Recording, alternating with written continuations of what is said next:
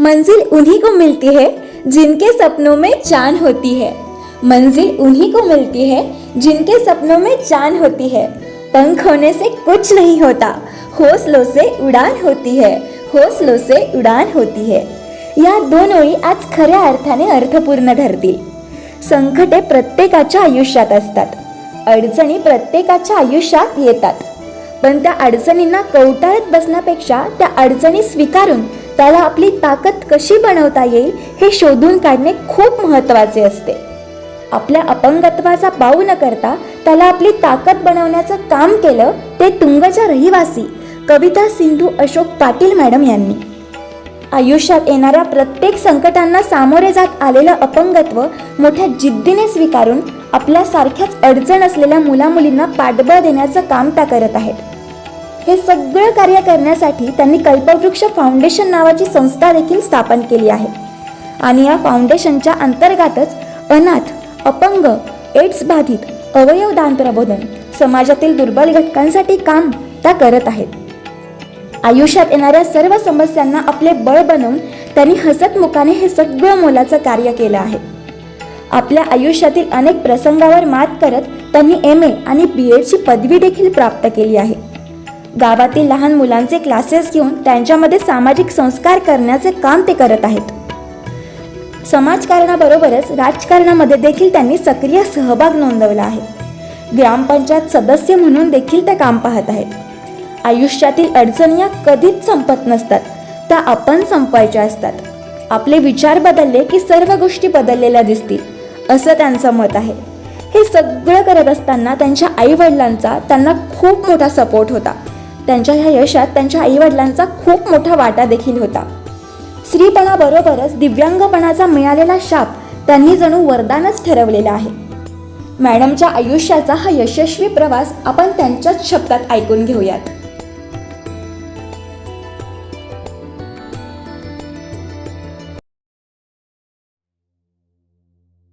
नमस्कार मित्रमैत्रिणींनो, मी आहे आपल्या सर्वांचा मित्र प्रवीण पाखरे। स्वरगंधार सांस्कृतिक मंच निर्मित ग्रेट भेटच्या पुष्पक 12 मध्ये आज आपल्यासोबत आहेत कविता पाटील मॅडम, ज्यांनी आपल्या अपंगत्वावरती मात करून समाजापुढे एक वेगळा आदर्श घालून दिला। खरं तर आपल्या अपंगत्वावरती मात करून म्हणण्यापेक्षा त्यांनी स्वतःला सिद्ध केलं। अपने मंजिल को ये मत कहो कि आपकी तकलीफें कहाँ है, बल्कि आपकी तकलीफों को ये कहो कि आपके मंजिले कहाँ है। स्वतःचं विश्व, स्वतःचं एक वेगळेपण, आपण ही सर्व गोष्टी करू शकतो याची प्रतीती त्यांनी त्यांच्या कार्यामधून दाखवून दिली। अशा कविता पाटील मॅडम तुंगवरून आज आपल्यासोबत आहेत। मॅडम नमस्कार। नमस्ते सर। यस, पहिली गोष्ट म्हणजे हा तुमचा प्रवास खूप कारण तुम्ही अशा ठिकाणाहून थोडंसं सांगली आणि सांगलीमध्ये तुंग हे थोडंसं ग्रामीण भागात असल्यामुळे आणि तुम्हाला अगदी लहानपणापासूनच हे अपंगत्व असल्यामुळे तुमचं बालपण कशा पद्धतीने होतं आणि तुमची कौटुंबिक पार्श्वभूमी ही काय होती? ओके, नमस्ते, मी कविता सिंधू अशोक पाटील। मी तुंग सांगलीची आहे आणि माझ्या कुटुंबाबद्दल सांगायचं झालं तर माझे पप्पा श्री अशोक पाटील हे एज्युकेटेड होते। तसेच तुंगावचे 15-20 वर्ष त्यांनी ग्रामपंचायत सदस्य म्हणून काम केलं आहे, डेप्युटी सरपंच म्हणून काम केलं आहे। त्यामुळं थोडंसं आमच्या घराची पार्श्वभूमी हे अगदी थोडंसं वातावरण माझ्या घराचं हे थोडं राजकीय होतं। म्हणजे मी लहानपणापासून राजकारण हे माझ्या घरामध्ये बघत आले। तसंच तुंग तसं अगदी आता बोलायचं झालं तर खूपच डेव्हलप झालं आहे। तुंग असं अगदी सांगलीच्या जवळ असल्यामुळं असं खेडेगावही म्हणता येणार नाही, खूपच प्रगतीच्या पथावर आहे तुंग। तसंच मी जेव्हा मी 8 महिन्याची होते, अगदी माझा जन्म झाल्यानंतर मी 8 महिन्याची असतानाच माझी स्पायनल कॉर्ड इंजुरी झाली।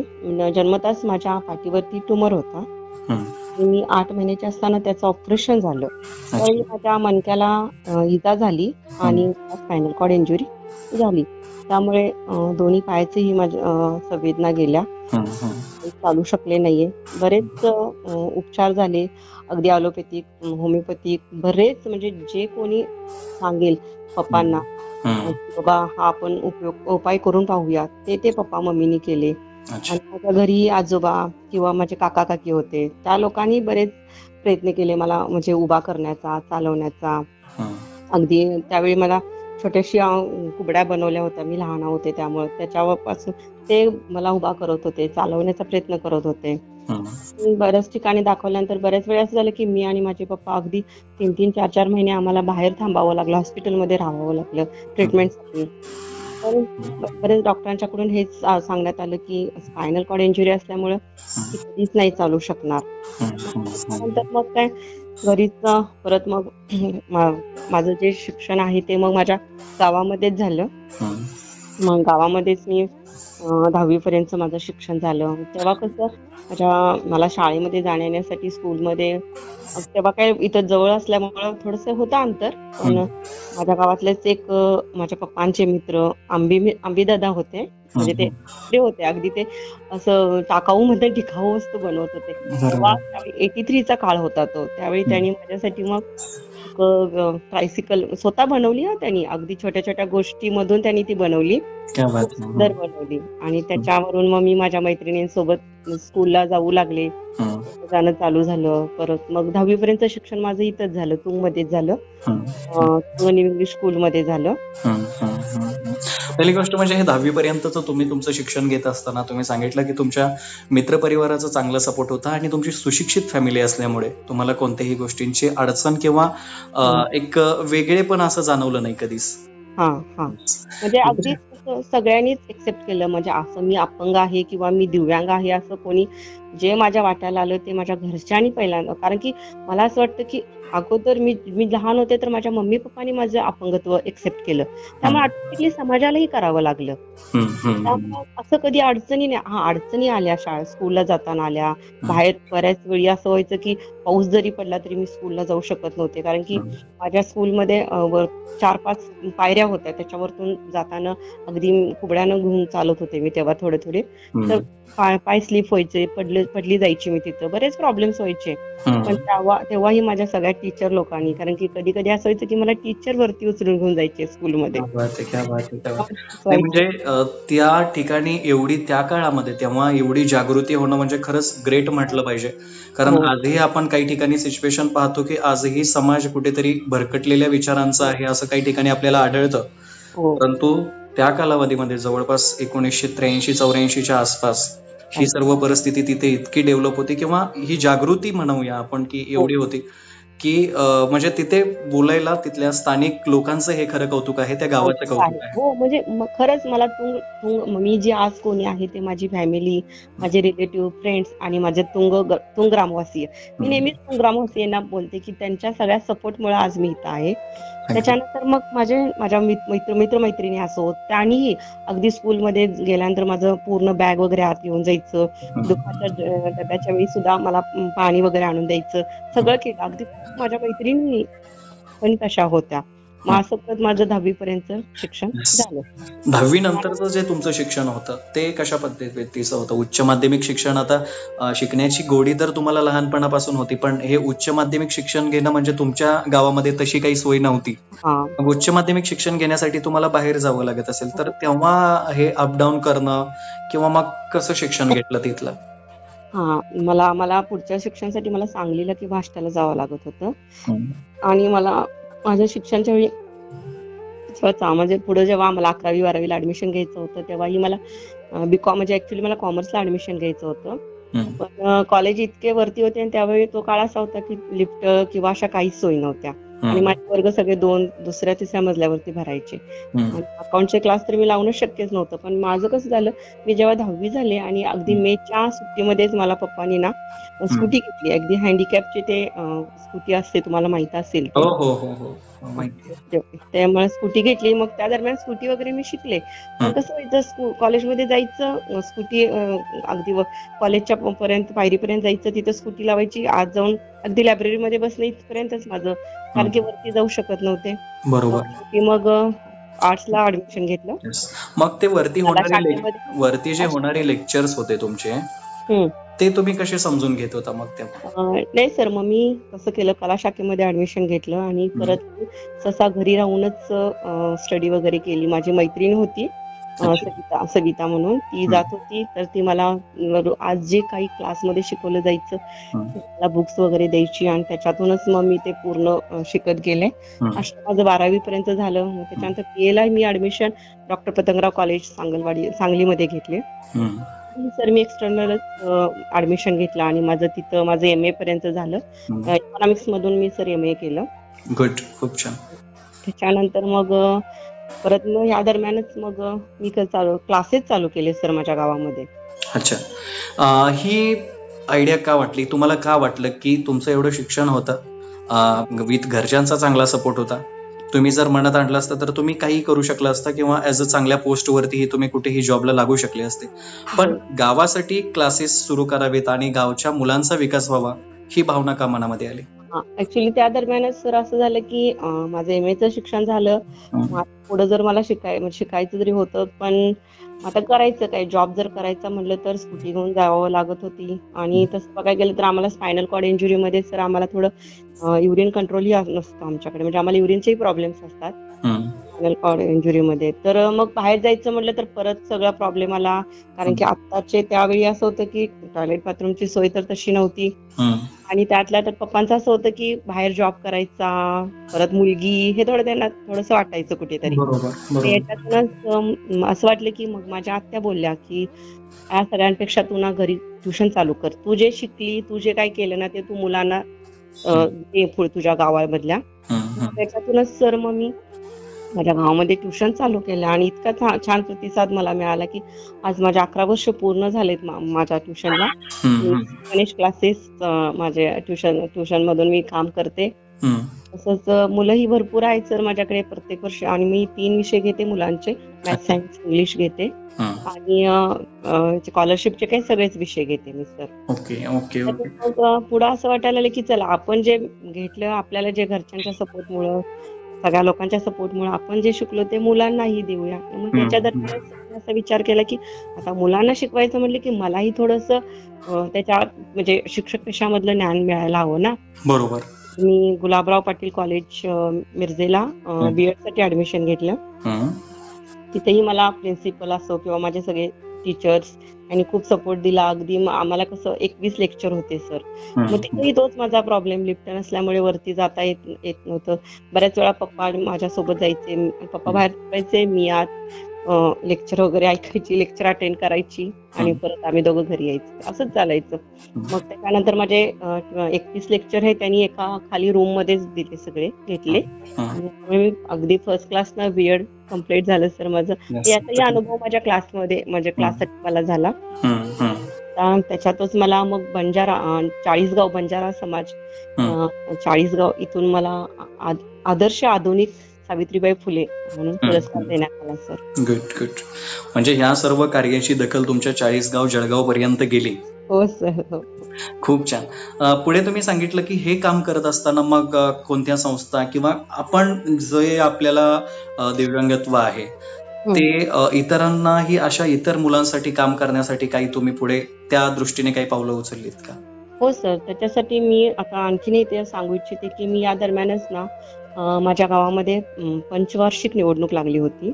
आणि मी तुम्हाला अगोदरच बोलले की थोडं राजकारणी बाळकडू माझ्या घरीच होतं, मला तिथंच मिळालं होतं थोडंसं. मग जेव्हा निवडणूक लागली तेव्हा मी असं त्यांचा विचार चालला होता सगळ्यांचा की बाबा आपल्या पॅनलतर्फे कुणाला उभा करायचं. तर मी बोलून गेले त्यांना की चला पप्पांना, त्यांच्या मित्रांना, मला निवडणूक लढवायची आहे किंवा गावातली लोक मी हँडिकॅप असूनही मला किती एक्सेप्ट करतात हे पाहायचं आहे मला. कारण की मला असं वाटतं की या क्षेत्रामध्येही आपल्याला पुढे जायला पाहिजे. आहे म्हणून फक्त हे क्षेत्र, प्रत्येक क्षेत्रामध्ये आपण पुढे आहोत. त्यामुळे मग इथंही मला खूप अगदी तुंगवासियांनी खूप सपोर्ट केला आणि माझ्या वार्डातून मी अगदी चांगल्या मताने निवडून आले आणि मी 5 वर्ष ग्रामपंचायतीमध्ये सदस्य म्हणून हेल्थ डिपार्टमेंटसाठी काम केलेलं आहे सर. आणि तिथं जे माझे सहकारी होते 15 जण, त्या लोकांनी मला खूप सपोर्ट केला. अगदी आमच्या तुंग ग्रामपंचायतीला 15 पायऱ्या आहेत वरती जायला सर. अच्छा. पण मी वरती कशी जाणार, तर आणि त्या दरम्यानच सर मी 4 व्हीलर घेतली. 4 व्हीलर अगदी मी मॉडिफिकेशन करून घेतली, त्यामुळे मी 4 व्हीलर घेऊन जाऊ शकत होते तिथपर्यंत. जर मी माझ्या गाडीमध्ये टाकू शकत होते. पण तिथून थोडं मग माझे जे आमच्या ग्रामपंचायतीचे दादा असतील, शिपाई दादा असतील किंवा तो स्टाफ असेल, हे 15 जे माझे सदस्य मेंबर होते माझ्यासोबत, अगदी ते लोक मला व्हीलचेअर उचलून त्यांनी मला अगदी आमच्या रूम मध्ये पंचायतीच्या room पर्यंत आमच्या ऑफिस पर्यंत नेला आहे सर. प्रत्येक मीटिंगला प्रत्येक कार्यक्रमला त्या लोकांनीही खूप सपोर्ट दिला. पंचायतीच्या सगळ्या लोकांनी असं करत सर आम्ही 5 वर्ष काम पंचायतीमध्येही केलं आहे. Yes. गाव घडला तर देश घडला असं म्हणतात आणि ही गावाची सुरुवातच, गावाची जी पायाभरणी आहे. मग या कालावधीमध्ये तुम्ही एक सदस्य होतात तिथे, म्हणजे थोडक्यात काय की एका गावाचं नेतृत्व काही अंशी तुमच्याकडे आलं होतं. या नेतृत्वाच्या कालकीर्दीमध्ये तसा काही विकास झाला किंवा तशा कोणत्या योजना गाव पातळीवरती तुम्ही राबवल्या? हो सर, आमच्या गावामध्ये कसं बऱ्याच ठिकाणी रॅम्प, सर्वप्रथम तर सर माझं असं होतं की सगळीकडे रॅम्प झाले पाहिजेत. आमच्या गावामध्ये सगळीकडे रॅम्प आहेत, मंदिराला रॅम्प आहे, बँकला रॅम्प आहे, स्कूलला सगळ्या रॅम्प आहेत. फक्त आता माझ्या पंचायतीचं कसं खूप स्पेस कमी असल्यामुळे आम्ही तिथं काही नाही करू शकलो. कारण की आम्ही पंचायत समितीलाही तिथं लेटर दिलं होतं, पण स्पेसच कमी होती ना आमची. बरोबर. तेच मग परत आमच्या गावामध्ये पूर्ण सडक व्यवस्थित करून घेतलेले आहेत, रस्ते व्यवस्थित आहेत. आता आमचा नवीन पाणी पुरवठा नळ योजना चालू आहे सर. त्यानंतर दिव्यांगांसाठी 5% निधीही दिली जाते. हो, त्या निधीची जी आता बऱ्याच ठिकाणी आजही काही ठिकाणी जो 5% अपंगांचा निधी आहे, तो काही ठिकाणी आजही दिला जात नाही. पण ह्याची जी अंमलबजावणी आहे ती तुमच्या कालावधीमध्ये झाली का? हो सर, अगदी आमचं प्रत्येक वर्षी हा निधी लोकांपर्यंत पोहोचलेला आहे. आणि त्यांना ग्रामसभेला हे विचारलं होतं की सगळ्या दिव्यांगांना की आपण या निधीतून एखाद्या दिव्यांग व्यक्तीला साहित्य घेऊन देऊया का, ही निधी तुमच्या खात्यावरती आपण ट्रान्सफर करूया. मग जसं जसं लोकांनी आम्हाला आन्सर दिली की बाबा आम्हाला थोडीशी गरज आहे, तुम्ही आमच्या खात्यावरती ट्रान्सफर करा, तर तशी आम्ही ट्रान्सफर केली. मग स्वतः आम्ही परत 14व्या वित्त आयोगातून दिव्यांगांसाठी व्हीलचेअर डोनेट केल्या, ज्यांना लागेल त्यांना ट्रायसिकल डोनेट केल्या पंचायतीतर्फे. म्हणजे ही कामं आम्ही राबवण्यात आले आहे. बरोबर. हे सर्व उपक्रम तुम्ही राबवत असताना काही सामाजिक कार्यकर्ते तुमच्या भागातले तुम्हाला यामध्ये सपोर्ट केला का त्यांनी, किंवा तुम्ही पुढे चालून एक संस्थेची ही निर्मिती केली? हा, म्हणजे ही जी कामं होती ती आम्ही पंचायत स्तरावरती केली. परंतु त्यानंतर तुम्ही जी संस्थेचं जे धोरण स्वीकारलं, त्या कालावधीमध्ये संस्थेचं कार्य कसं आहे, संस्थेचा थोडक्यात आढावा काय आहे, किंवा कोणत्या गोष्टी समोर ठेवून तुम्ही संस्था सुरुवात केली? या दरम्यानच सर मग मी असा विचार केला की म्हणजे माझ्या वाट्याला तर अपंगत्व आलं आहे, तर आयुष्यात येणाऱ्या सर्व समस्यांना आपण अगदी हसतमुखाने, अगदी फॅमिली असो, रिलेटिव्ह असो किंवा माझी पूर्ण तुंगवासीय माझे मित्रमैत्रिणींच्या सहकार्यानं मी हसतमुखाने तोंड दिलं आहे. तर का नाही की आपण असे जे दिव्यांग आहेत त्या लोकांसाठी काहीतरी काम करूया. त्यावेळी मी माझ्या पप्पांनाही बोलले की पप्पा आता आपल्याला एक फाउंडेशन ओपन करायचं आहे, यासाठी मी त्यांना सांगितलं. तर त्यांनी मला ते लगेच, त्यांनाही ते म्हणजे आयडिया आली की बाबा चला तुझं काम हे आहे, तुझ्या डोक्यामध्ये आहे, आपण एनजीओ ओपन करूया, तर ठीक आहे. त्यातच आम्ही कल्पवृक्ष एनजीओची स्थापना झाली सर. आमच्या एनजीओला आता 4 वर्ष कंप्लीट झाली. तर या एनजीओ मार्फत आम्ही सर अनाथ, अपंग, दिव्यांग, निराधार, एड्स बाधित, डाऊन सिंड्रोम लोकांसाठी काम करतो सर. आतापर्यंत आपण 9 व्हीलचेअर डोनेट केलेले आहेत सर आपल्या कल्पवृक्ष फाउंडेशन तर्फे. माझा प्रश्न अजून थोडंसं थांबवतोय तुम्हाला. कल्पवृक्ष हे नाव का द्यावं वाटलं संस्थेला? हा, आता हे जर ह्याच्याविषयी बोलायचं झालं तर हे कल्पवृक्ष नाव माझ्या पप्पांनीच दिलेलं आहे. त्यांना असं वाटलं की एक कल्पवृक्ष जे समाजाला, कल्पवृक्ष म्हणजे नारळाचं झाड.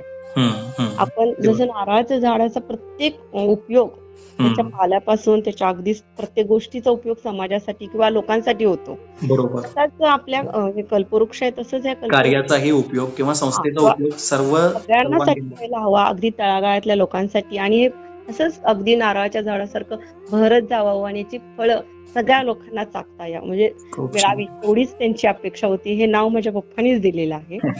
तुमच्या या सर्व एकंदरीत तुमच्या पूर्ण म्हणजे अगदी तुमच्या बालपणापासून ते आतापर्यंतच्या प्रवासामध्ये तुमच्या बाबांचाच बऱ्यापैकी खूप मोठा वाटा आहे असं मला वाटतं. कारण तुमच्या प्रत्येक प्रसंगाला, प्रत्येक तुमच्या चांगल्या वाईट अनुभवांना, चांगल्या वाईट गोष्टींमध्ये बाबा तुमच्या सोबत सक्षमपणे होते, ठामपणे होते. अगदी म्हणजे बऱ्याच वेळी असं व्हायचं की सर मी खचून जायची की नाही आज मला असं झालं बघ, पप्पा, हम्म, आज लोक असे बोलतात, मी नाही जाऊ शकत. तर नाही, त्यांचं एकच असायचं, कोणी काही बोललो, तुला जितकं शिकायचंय तितकं शिक, तुला जे करायचंय ना ते कर. असं नेहमी व्हायचं की सर मी बोलले नेहमी माझ्या पप्पा, मी पण काय अशी मिडल क्लास मधलीच आहे सर मी पण. जे बोलले ते माझ्या पप्पाने अगदी मला लहानपणापासूनच त्यांनी दिलं, किंवा मला चांगलं वाईट त्यांच्याकडून शिकता आलं मला.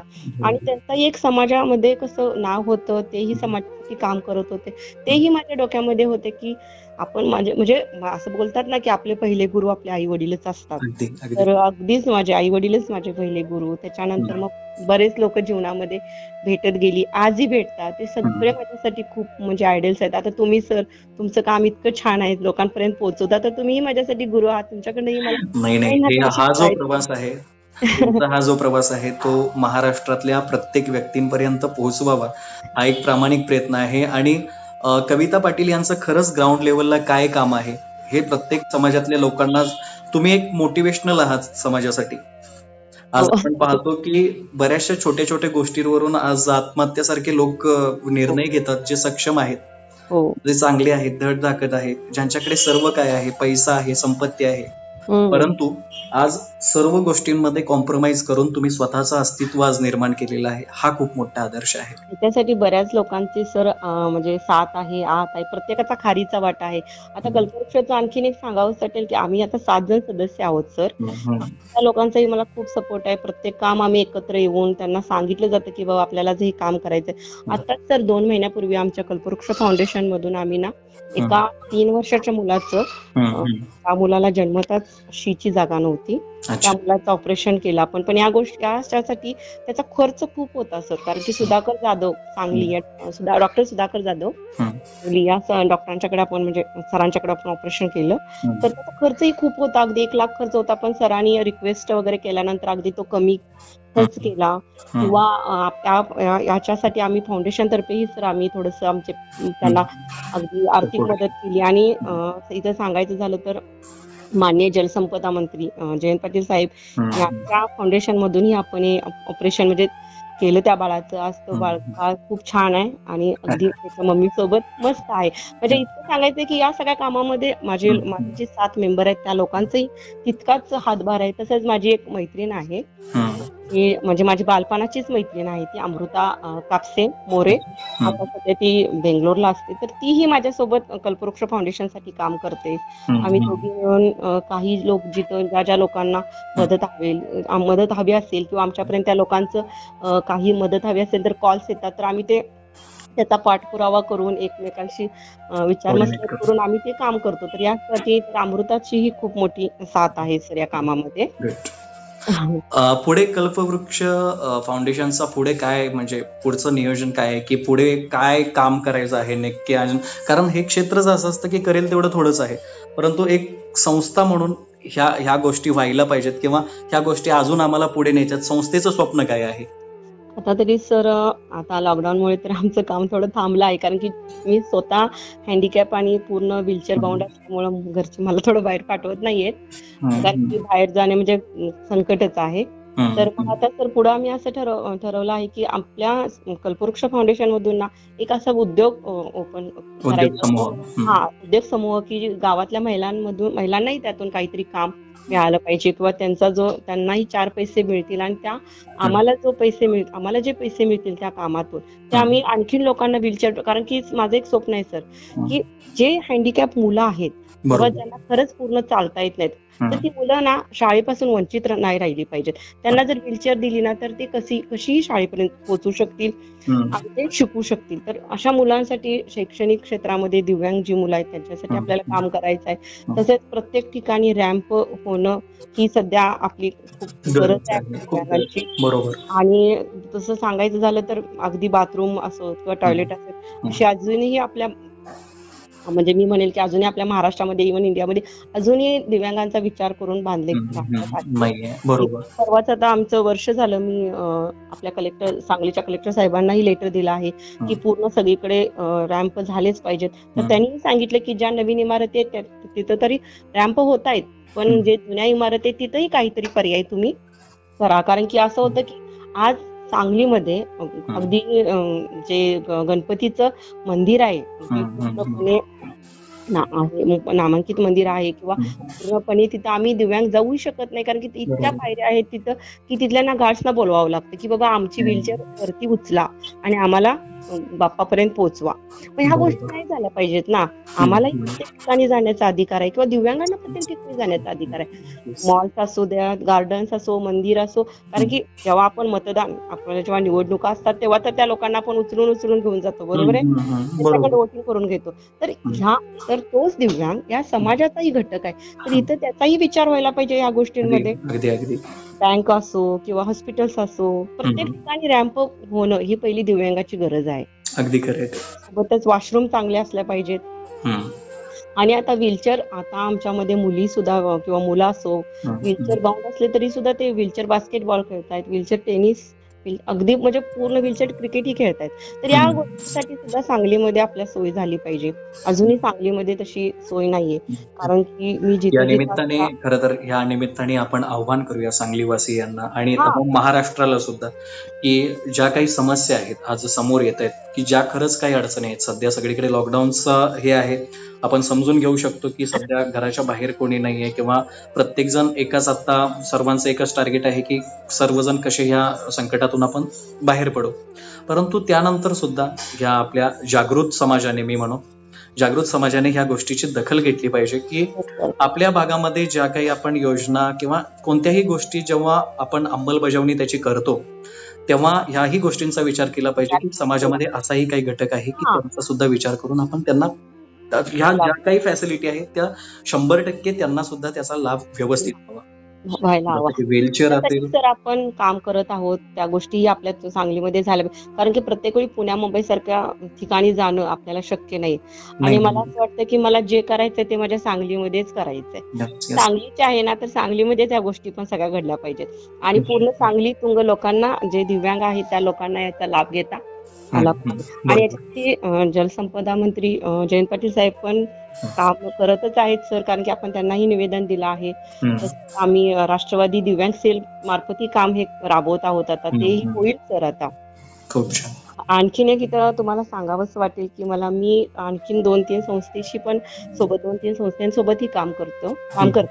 एक तर सांगायचं झालं तर संवेदना म्हणून सांगलीची मतिमंद संस्था आहे, मुलांची संस्था आहे सर. ओके. त्या लोकांसोबतही मी काम करते. आणि तसेच सांगलीमध्ये सुखावीर जन्मजात व्याधी प्रतिबंध व सहाय्य प्रतिष्ठान सांगली, ही जी एनजीओ आहे त्या एनजीओ मध्ये पूर्ण नामांकित सांगलीचे डॉक्टर्स आहेत. आजूबाजूमध्ये सुद्धा नामांकित डॉक्टर याच्यामध्ये आहेत. आणि याच्यामध्ये डॉक्टर ओरा सर म्हणून आहेत सांगली. तसेच डॉक्टर नंदिनी पाटील ज्या शांतिनिकेतनच्या शिक्षक आहेत, त्या आमच्या संस्थेच्या उपाध्यक्ष आहेत. नरेंद्र दीक्षित म्हणून आहेत, ते अध्यक्ष आहेत, तेही सीए आहेत सर. त्या सगळ्यांसोबत मी या सुखायूची ट्रस्टी मेंबर आहे सर. आणि आम्ही आता या एनजीओ मार्फत जे जन्मजातच ज्या लोकांना, मुलांना व्याधी आहेत, त्या व्याधीवरती आम्ही काम करत आहोत किंवा त्याच्यासाठी प्रबोधन करत आहोत. त्यांना बऱ्याच वेळी त्यांचं पुनर्वसन, आतापर्यंत आपण अगदी म्हणजे बऱ्याच गोष्टी त्यांना साहित्य डोनेट करण्यात आलं आहे आपल्या सुखायू मार्फत. आमच्या सुखायू मार्फत ही आमचं काम चालू आहे. आरोग्य पंढरी म्हणून आज सांगलीकडे पाहिले जातं, पण तिथेच सांगलीमध्येच जे डॉक्टरांची जी भूमिका आहे, दिव्यांगांच्याच बाबतीत नाही तर सर्वांच्या बाबतीत स्थानिक लेवलचे डॉक्टर कशा पद्धतीने कार्य करतात? नाही सर, तसं तर अगदी म्हणजे माझ्या बाबतीत म्हणण्यापेक्षा स्थानिक लेवलच्या कुठल्याही दिव्यांगाच्या बाबतीत असा अनुभव आला नसेल, कारण की खूप म्हणजे ते हेल्प करतात आम्हाला. म्हणजे कारण आज एक डॉक्टर असून सुद्धा मिरज ब्लाइंड स्कूल सुद्धा चालवतात, पाठक आश्रम आहे त्यांचं, मुकुंद पाठक जे आहेत, किंवा कुलकर्णी सर असतील तिथले. हा, तर अशा बऱ्याचशा डॉक्टरांचा सुद्धा बऱ्याचशा संस्थांना सांगली जिल्ह्यातल्या, म्हणजे माझ्या माहितीनुसार तर सांगली जिल्ह्यातल्या बहुतांश संस्थांमध्ये डॉक्टर हे आहेतच. हो, आहेतच सर, बरोबर. आमच्या मार्फत जे आम्ही काम केलं जातं सर, त्याच्यामध्ये पण पूर्ण सगळे डॉक्टर्स आहेत आणि अगदी आम्हाला त्यांचं खूप मोलाचं मार्गदर्शन मिळते सर. आणि या मार्फत, सुखायू मार्फत मला असं पूर्ण विश्वास आहे की ज्या जन्मजात व्याधी आहेत, ज्या जन्मजात व्याधीने ग्रस्त मुलं आहेत, त्यांचं नक्कीच पुनर्वसन होईल किंवा थोडंसं या व्याधींपासून त्यांना काय म्हणतात थोडंसं मुक्तता मिळेल थोडीशी, जितके ते प्रिपेअर होऊ शकतात हो तितका 100% प्रयत्न हा त्या फाउंडेशनच्या माध्यमातून केला जातो. आहे सर. एक शेवटचा जाता जाता प्रश्न, आजचा हा समाज, आजची तरुणाई किंवा आजचा एकंदरीतच तुम्हाला सभोवताली लागलेली ज्या व्यक्ती आहेत तुमच्या आयुष्यामध्ये आलेल्या किंवा ज्या नाही आहेत, त्या सर्वांसाठी तुम्ही जाता जाता काय संदेश द्याल? एक काय त्यांना सांगाल की आज कशाची गरज आहे खऱ्या अर्थाने? खरं सांगायचं तर सर, आज आपण सगळेच कोविड सारख्या मोठ्या संकटातून जात आहोत. तर मी सर्वांना पण सांगेन की जे काही संकट आहे त्यांना आपण सगळ्यांनी अगदी एकत्र येऊन साथ देऊ, एकत्र येऊन काम करू. हे संकट अगदी बाप्पाचरणी प्रार्थना की हे संकट लवकर टळू. आणि मला असं सांगावं वाटेल की सर, असं मी सांगेन समाजाला की माणूस हा जन्माला येतानाच कोणतेही लेबल लावून जन्माला येत नाही.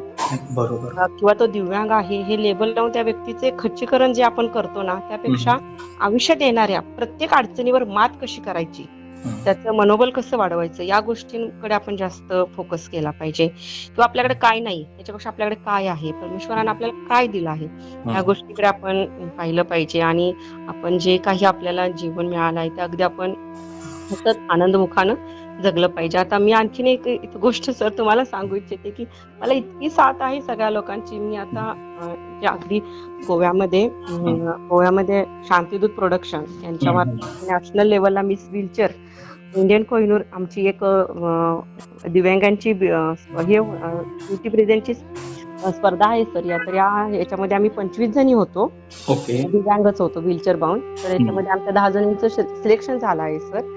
खूप छान, अभिनंदन तुमचं. Thank you sir. आणि तर मग आम्ही अगदी मिस व्हीलचेअर इंडियन कोहिनूरसाठी फायनलिस्ट म्हणून गोव्यामध्ये आमची होणार आहे. त्यासाठी आम्हाला global world princess Anita Rathod ma'am किंवा आमच्या नंदिनी पाटील मॅम यांचंच मार्गदर्शन लाभलेलं आहे सर. तर मला असं सांगायचं की एक दिव्यांग व्यक्ती कुठेही कमी पडत नाहीये. फक्त तुम्ही इच्छाशक्ती आणि आत्मविश्वास जर तुमच्याकडे असेल तर तुम्हाला जगातली कोणतीही ताकद अडवू शकत नाही कधी. Right sir. आणि फक्त आपण ना त्या दिव्यांगाच्या पंखामध्ये बळ भरलं पाहिजे, त्याचे पंख नाही खोडले पाहिजेत. कारण की अडचणी कधीच संपत नसतात, त्या संपायच्या असतात. दिव्यांग आहे तर काही कामाचे नाहीत, असं जो लोकांचा विचार आहे ना, तो विचार पहिला बदलला पाहिजे. कारण की आपल्या भोवती पण खूप सुंदर गोष्टी आहेत ज्या आपल्याला खूप आनंद देतात. त्यातच आपण सगळ्यांनी आपलं सुख शोधलं पाहिजे. आणि अशा जे दिव्यांग मुलं आहेत त्यांनाही समाजाच्या समोर आणलं पाहिजे, प्रत्येक गोष्टीमध्ये सामील करून घेतलं पाहिजे. आणि खरंच पुन्हा एकदा सर, मी म्हणजे मम्मी पप्पा असो किंवा माझी पूर्ण फॅमिली, माझे रिलेटिव्ह, फ्रेंड्स आणि माझे तुंग ग्रामवासी यांची मी खूप खूप आभारी आहे की त्या लोकांनी मला अगदी खूप प्रेम दिलं, त्यांच्यामुळे मी आज इथं आहे. मॅडम, तुम्ही तुमचा हा अमूलाग्र वेळ आज ह्या ग्रेट बेट मध्ये दिलात, त्याबद्दल तुमचे मनपूर्वक धन्यवाद. आणि तुमच्या भावी आयुष्यासाठी वैयक्तिक तुम्हाला आणि तुमच्या संस्थेला आणि कार्याला खूप खूप शुभेच्छा. सर, मी तुमचीही खूप आभारी आहे सर. आणि स्वर्गंधाचीही तुम्ही जे काम करत आहात ते खरंच खूप अगदी नावाजण्यासारखं आहे. तुमच्याकडून समाजामध्ये बऱ्याच ज्या व्यक्ती आहेत त्यांच्या जे काम करतात ते समाजापर्यंत पोहोचवताय तुम्ही. तर तुमच्या कामासाठीही माझ्याकडून खूप खूप शुभेच्छा. Thank you madam. Thank you so much. Thank you.